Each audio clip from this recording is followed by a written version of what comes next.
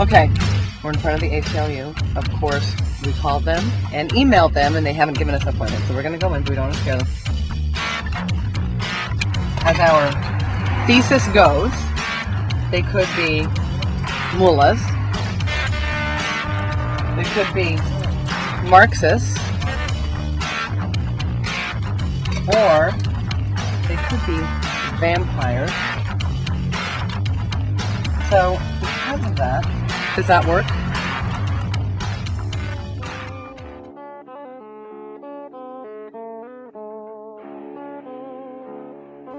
In March 2001, the international community expressed outrage over a decision by the mullahs of the Taliban to destroy 2 ancient Buddhist statues in Afghanistan. The heads of the UN and UNESCO urged the Taliban to reconsider their decision, but the mullahs, citing the statues as offensive to Islam, went ahead and blew them up.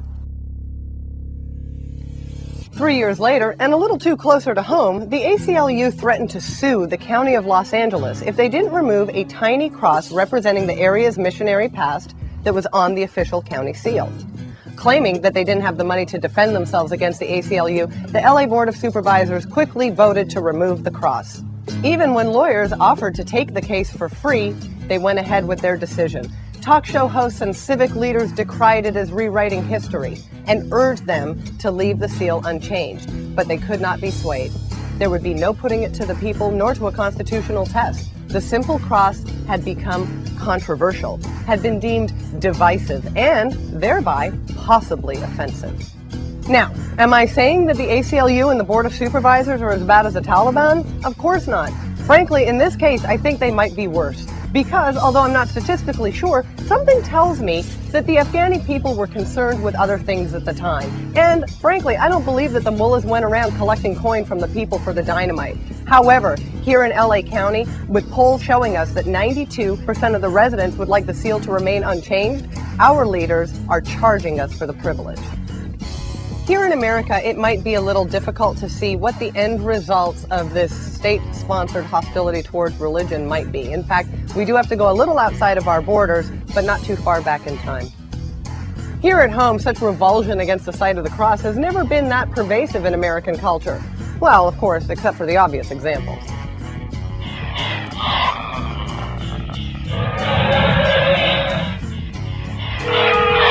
You have reached the ACLU of Southern California. Si desea escuchar este mensaje en español, oprima la tecla 5.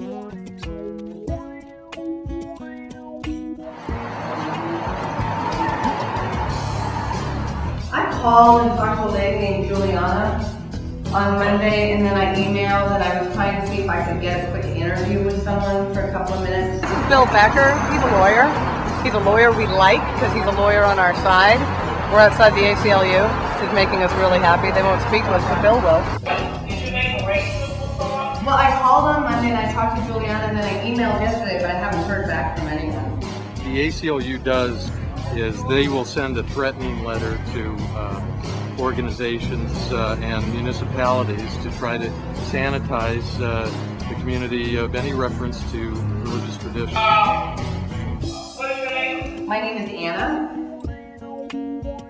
This ACLU here sent the letter last year to the County Board of Supervisors and said take the cross off the county seal that's been in place since 1957, or we will litigate the matter. I think that the supervisors should have at least had a court tell them that it had to be removed. Just the threat of a lawsuit by the ACLU, they caved in. Over here we've got our lovely goddess Pomona. Okay, so I looked up the goddess Pomona, by the way. Oh, you did? What's the deal with this? She's the goddess of fruits and nuts. I think it was really apropos. The issue is the absolute fanaticism of the ACLU. Oh, you know what else they got rid of? Right here, they had these oil derricks, right? Now we no longer have oil derricks because that's bad. That's petroleum. That's Halliburton. I think that it's entirely appropriate to remember the part religion played, the part the industry played, the part of a lot of different influences that made us who we are. You know who should be fighting for this the strongest is people inside that building. Liberals in the ACLU should be demanding that the ACLU stop this fanatic Taliban-like litigation. It's an issue that means a lot to my family, my sister Janice and I.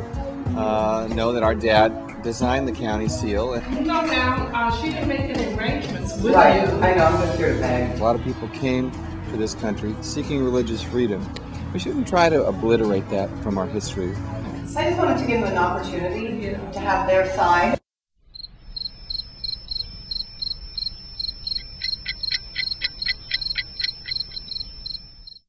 Cross down here, can you see that? I do. Need a magnifying glass or anything? When they first voted to remove the cross, I mean, frankly, I didn't even know that cross was on there.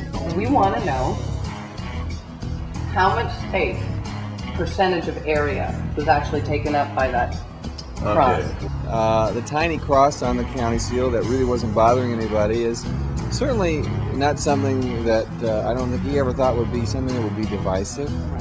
Okay, and over here what I've done is this little graphic representation of the area of each. Okay. So this square down here represents the area in square inches, basically, of the cross. Now, you are a former ACLU attorney? I am. The best you ever had, too. And it's 0.15% of the area of the whole seal. Okay. 0.15%. Almost every other civil rights case, there is some injury to somebody. Somebody's lost their job under Title VII.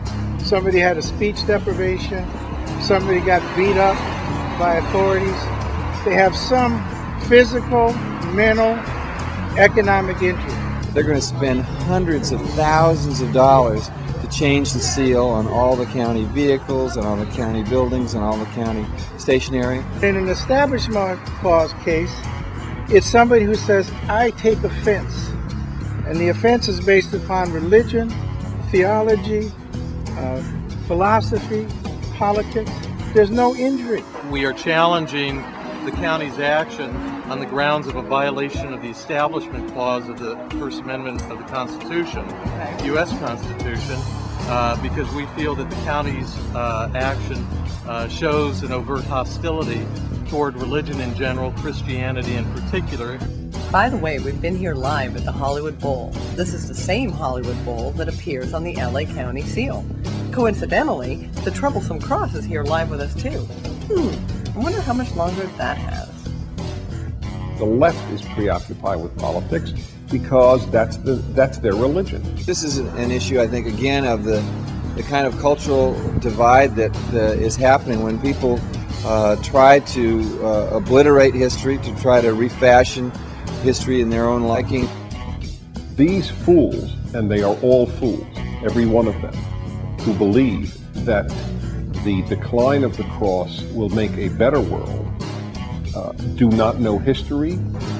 I believe you can't ignore the part that religion played in the history not only of Los Angeles City and County, but our country. The death of Christianity leads to mass murder. All of the church killing in history pales in comparison to the post-Christian murder of communism. How is maintaining a seal that most people didn't know existed, how is that going to really change things? I think that this is a huge battle. The reality is it has become the line in the sand. Whether we will be a Judeo-Christian country or a secular country. It's simple. It's a civil war. Believe me, I did not plan on doing it. I called down the reporter's office to see who had filed, how I could be of support of them. And no one had filed. The tools of a Christian are the Word and prayer. And those are the most powerful tools, and I believe that. There is an emphasis in Christian life on prayer and on salvation that often, not always, precludes activism. I think it's time for Christianity to step up. Part of the questions that I'm asking myself is, how did I end up being the spokesperson for a group trying to save the Judeo-Christian history of the United States? Where are all you Christians? How can you be so quiet when they're doing this to your cross? I'd like to know what would disturb you. I'm a Jew and I'm disturbed at the de-Christianization of this society because it's dishonest. It is Soviet-like.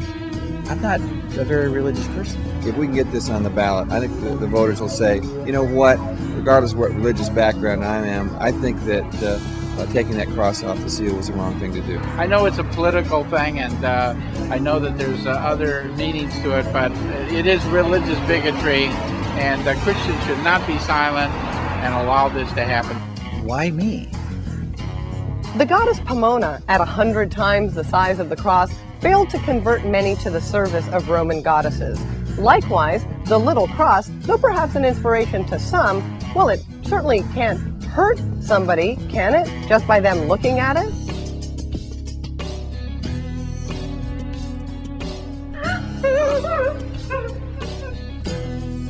Here in America, acknowledging a power greater than ourselves, a creator, regardless of the name, is a bit of a cultural tradition.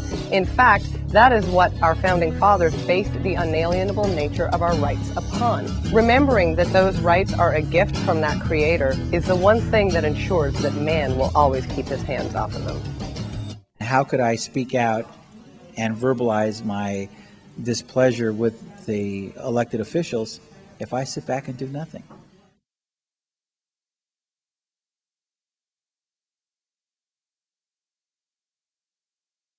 On here, 1, 2, 3.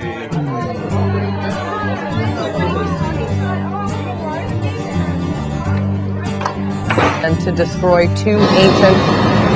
Well, I Damn, that can't was a good stand take. still while I'm praising, and I can't keep to myself. I got a gift so great. I got such fabulous jewels, they were so delicious. I gotta share it So with somebody Right, I else. agree. They were delicious jewels. Hasn't it done We can good go. It's so fabulous! Okay, 1 minute. All right, so I want to know... Is the lighting okay here? It's horrific. Hasn't it done good things? Hasn't it done good things? It's okay? This is the good thing. In March 2001, the international community expressed outrage. You know what? I like it over here. You don't get picky when you got the beer, dude. I know.